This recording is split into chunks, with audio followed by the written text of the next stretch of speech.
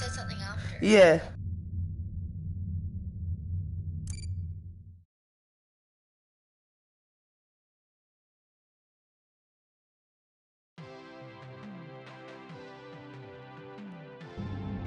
Welcome to the Freddy Fazbear Virtual Experience. Fazbear Entertainment is excited to join the digital age, and what better way to do that than with an edge-of-your-seat virtual reality experience.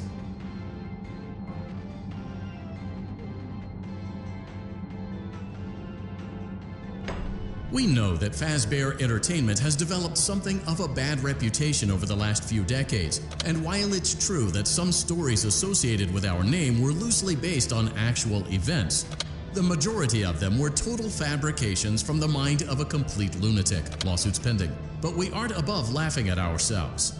Ha ha ha.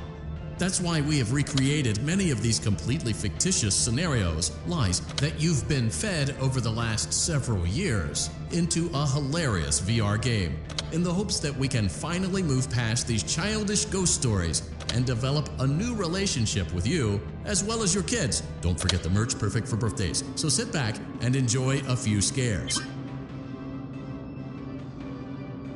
We do, however, ask that you agree to a simple waiver before you play. It's mostly just legal mumbo-jumbo and isn't at all based on user experiences thus far or injuries associated with testing.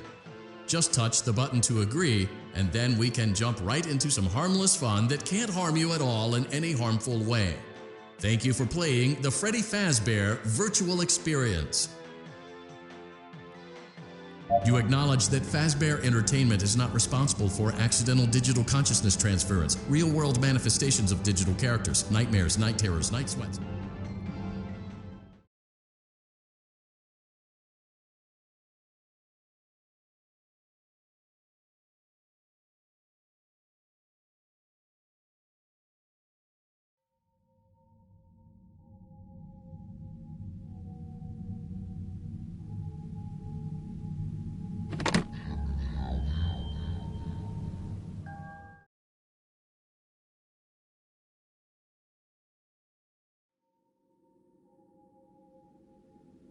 Hello?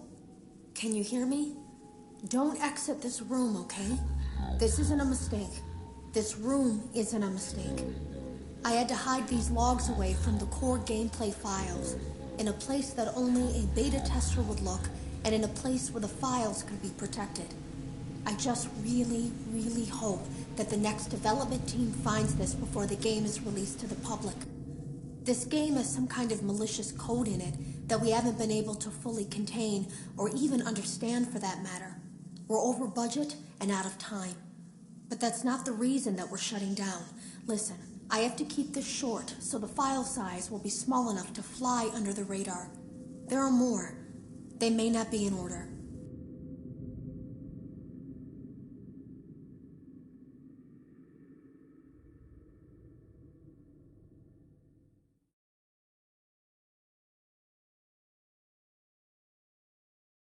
I saw it for the first time today.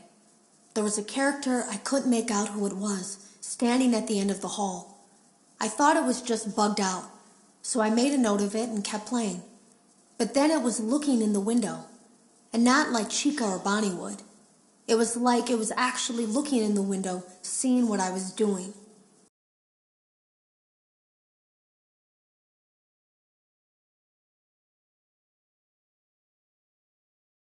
I heard a pretty heated conversation this morning between Dale, our manager, and someone else on the line.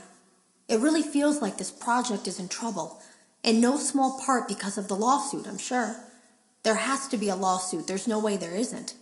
It happened in this building just a few doors down from me. I think it's made worse by the fact that Jeremy tried to tell us something was wrong. But as a dev team, we all just saw it as a challenge to find what the problem was and fix it. Who could have known that? I have to go.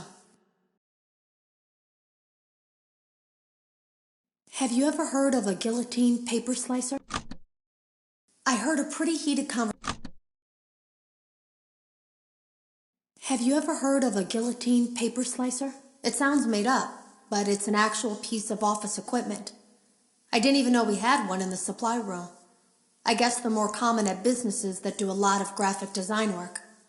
I remember seeing one when I was still in school, and even then, I knew how dangerous it looked. I was always afraid of losing a finger. That seems so silly now. Jeremy used to do design work. I guess that's how he knew it was there. The drawers have been emptied out. Someone was here. I don't think it was spring cleaning either. No, there was plastic on the floor.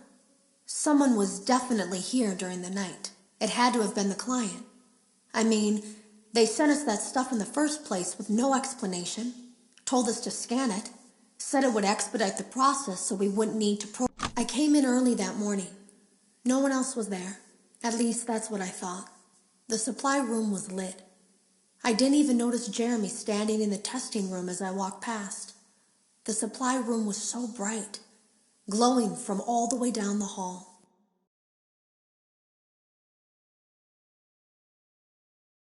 Jeremy complained of nightmares when he came in this morning. He wasn't talking about it like someone telling a friend about his dreams, though. He was pale, looked like he hadn't eaten in days. He spent an hour talking in Dale's office, but it didn't look like he was given much sympathy. When he came out, he went directly back to the testing room. He doesn't even jump anymore. Nothing scares him. He just stands there like he's talking to someone. Sometimes he rocks from side to side. We were told to leave him alone. I knew I was in line to do the testing next. They'd been prepping me for it. I guess they knew that Jeremy would need to be replaced soon. Jeremy complained of night. You can always tell when a company is getting ready to fire someone. They start giving out written warnings for silly things, making sure to build a paper trail and make a case for a firing. Things that normally no one would care about suddenly become grave offenses, all worthy of being written and documented. I guess it works two ways, because it also encourages a person to quit rather than be scrutinized so heavily. I think Jeremy was too far gone to consider that option, though. The thing about it is that I don't think they were going to fire him because of anything he was doing wrong. They just knew he'd seen something. They needed to discredit him. There was something that looked like a Halloween mask laying on the floor. I didn't understand. Ink must have spilled. It was only then that I heard a shuffle from the testing room and realized Jeremy must be there. I went back and peered in the window. I couldn't see his face. He had the visor covering his head. He had ink spilled on himself as well. The front of his shirt looked black in the dark room. He turned his head in my direction, but I don't think he knew I was there.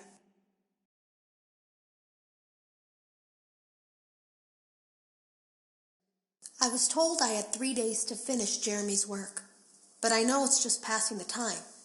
They don't really expect me to do anything. It's just to keep up appearances until the buyout is complete. We have to look like we have things under control. There's another potential development studio that wants to pick up from here, but who knows what kind of lies they're being fed to convince them to do it. Against my better judgment, I'm going to do my best to see what's here, make notes of it, and try to isolate where this thing is hiding. At least then the next person that tests this will have a chance of getting rid of it.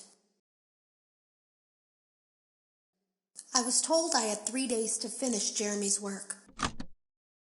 Today was my last day of beta testing, and the anomaly that I've been seeing is nowhere to be found. But after inspecting some of the files, it seems that it's attached itself to these logs. My logs. That can't be an accident. So now I have to make a choice. Do I leave these logs here for you to find, or do I try to purge this thing myself by destroying the logs? I've chosen the latter. I can't delete them. By creating a protected area to store these logs apart from the game, I effectively gave this thing a safe place to hide itself. It's in here now. I may not be able to delete it, but I might be able to do something else now that it's attached itself. I have an idea. They lied to us. They lied to all of us. I can't delete them. They lied to us. They lied to all of us. They told us that the whole point of this VR game was to undo the bad PR done by a rogue indie game developer who supposedly made up a bunch of crazy stories that tarnished the brand. But that's not true at all. In their haste to develop this VR game and clear their name, they sent us some things I don't think they intended us to see, such as a hard drive containing emails between Fazbear Entertainment and a certain indie developer. Fazbear Entertainment hired the game developer. Those indie games were designed to conceal and make light of what happened. This isn't just an attempt to rebrand. It's an elaborate cover-up, a campaign to discredit everything. They lied to us.